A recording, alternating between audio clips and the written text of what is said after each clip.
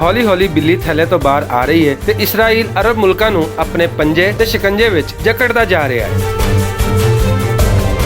Israel ਦੀ ਖੁਫੀਆ agency ਮੋਸਾਦ ਦੇ chief ਤੇ ਇਸਰਾਈਲ ਦੇ ਵਜ਼ੀਰ ਆਜ਼ਮ ਨੇਤਨਯਾਹੂ ਨੇ ਮੁਬੱਇਨਾ ਤੌਰ ਤੇ ਸਾਊਦੀ ਅਰਬ ਦਾ ਖੁਫੀਆ ਦੌਰਾ ਕੀਤਾ ਹੈ ਤੇ ਇਸ ਦੌਰਾਨ ਅਮਰੀਕੀ secretary of state Mike Pompeo ਵੀ ਉੱਥੇ ਮੌਜੂਦ ਸਨ।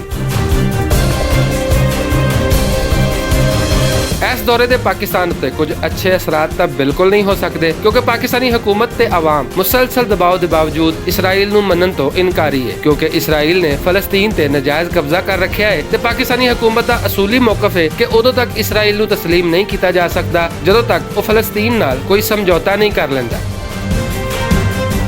ਜਦੋਂ ਕੁਝ ਅਰਬ ਮੁਲਕਾਂ ਇਸਰਾਈਲ ਨੂੰ ਮੰਨਿਆ ਸੀ ਤੇ ਉਦੋਂ ਕੁਝ ਲੋਕਾਂ ਦਾ ਆਖਣਾ ਸੀ ਕਿ ਇਹ ਸਭ ਕੁਝ ਇਸਰਾਈਲ ਤੇ ਅਮਰੀਕਾ ਮਿਲ ਕੇ ਕਰਵਾ ਰਹੇ ਨੇ ਤੇ ਜੇ ਪਾਕਿਸਤਾਨ ਵੀ ਇਸਰਾਈਲ ਨੂੰ ਮੰਨ ਲਵੇ ਤੇ ਫਿਰ ਸਾਊਦੀਆ ਲਈ ਵੀ ਇਸਰਾਈਲ ਨੂੰ ਮੰਨਣਾ ਆਸਾਨ ਹੋ ਜਾਵੇਗਾ। ਹੁਣ ਜਦੋਂ ਪਾਕਿਸਤਾਨ ਇਸਰਾਈਲ ਨੂੰ ਮੰਨਣ ਤੋਂ ਇਨਕਾਰੀ ਹੈ ਤੇ ਫਿਰ ਅਮਰੀਕਾ, ਸਾਊਦੀਆ ਤੇ ਇਸਰਾਈਲ ਦਾ ਨਵਾਂ ਮਨਸੂਬਾ ਕੀ ਹੋਵੇਗਾ ਇਹ ਤੇ ਆਉਣ ਵਾਲਾ ਵਕਤ ਹੀ ਦੱਸੇਗਾ। ਪਰ ਸਾਨੂੰ ਬਤੌਰ ਪਾਕਿਸਤਾਨੀ ਹੁਣ ਅਰਬ ਮੁਲਕਾਂ ਤੋਂ ਜ਼ਿਆਦਾ ਹਮਦਰਦੀ ਦੀ ਉਮੀਦ ਨਹੀਂ ਲਾਣੀ ਚਾਹੀਦੀ, ਕਿਉਂਕਿ ਅਸੀਂ ਹੁਣ ਚੀਨ ਦੇ ਬਲਾਕ ਵਿੱਚ ਵੜ ਚੁੱਕੇ ਹਾਂ ਤੇ ਅਰਬੀ ਮੁਲਕ ਅਜੇ ਵੀ ਅਮਰੀਕਾ ਦੇ ਬਲਾਕ ਵਿੱਚ ਮੌਜੂਦ ਨੇ।